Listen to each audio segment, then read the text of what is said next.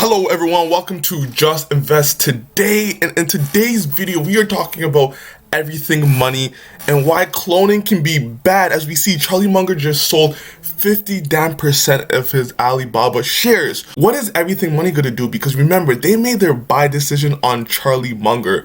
So what are they gonna do now? Are they gonna sell their shares? Because remember, when you're cloning someone and you're cloning their decisions, it's kind of hard to know what just happened. What should I do now? Because they sold off 50% of their position.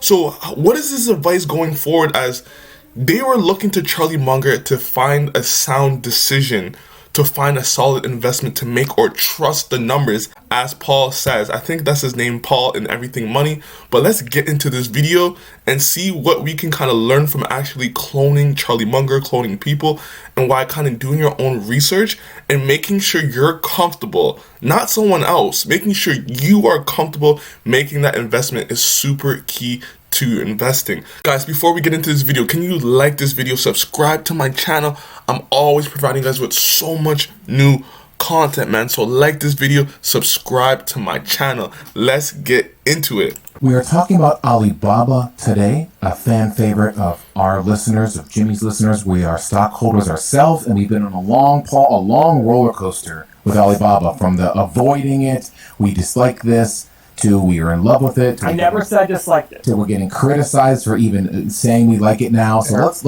let's bring it all together. I never said I disliked it. Fair. At 310, I said I don't know if I trust the numbers out of China.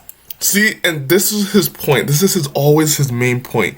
He doesn't know if he trusts the numbers in China.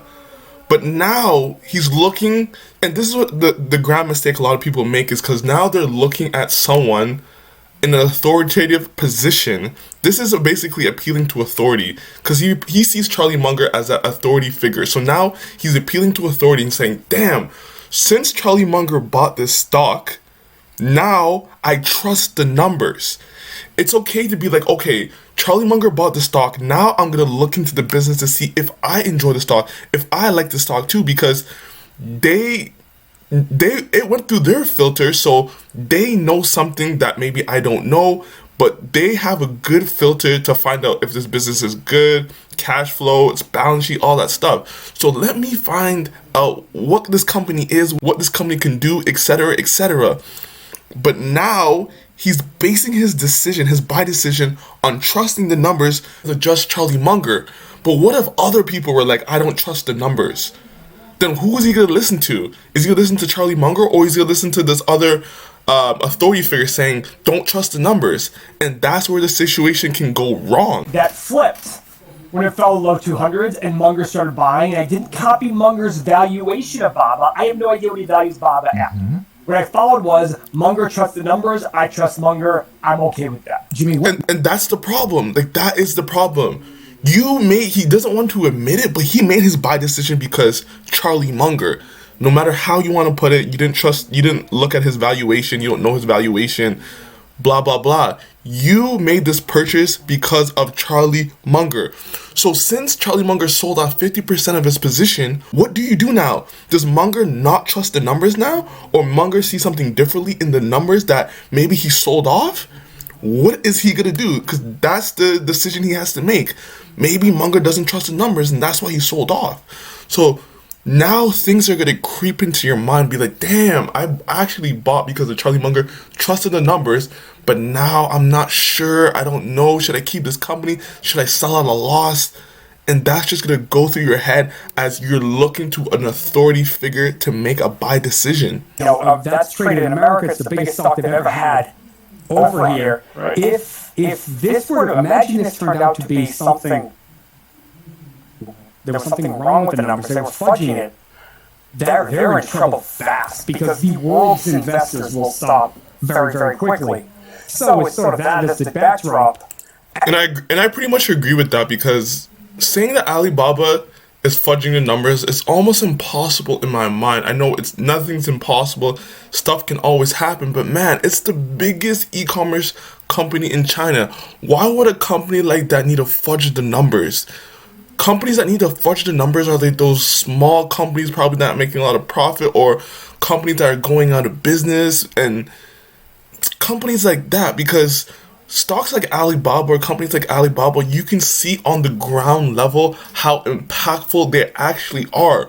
You don't have to kind of imagine in your mind how impactful they are. You can just see in everyday time how impactful the company is. So them fudging the numbers at that size is so unrealistic in my mind. I want everybody to hear, because some people in the studio have a hard time hearing me. I'm a believer in cloning people's trust to a certain level. I've said before about like Berkshire Hathaway, they own Verizon. I have no idea why I own Verizon. I do not get it. It makes zero sense to me. So do I own Verizon? No. I don't own Verizon.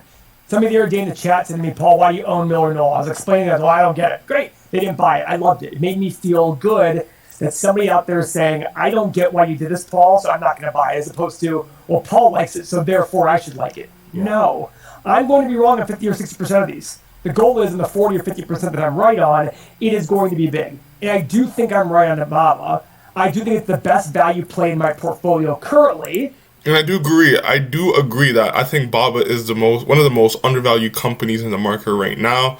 I think people are just not giving it a fair chance, but let's continue. But it's probably going to take some time because there are still these issues, although China recently came out. And so they can be very pro-US and work with them on the auditing purposes and auditing of Chinese companies, which is a huge step up for China.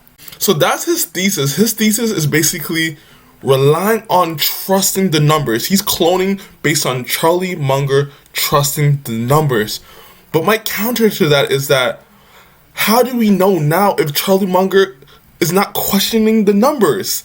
And that's the issue, that we don't know why he sold. He could have sold for so many different reasons. What if one of those reasons why he sold because he didn't trust the numbers anymore?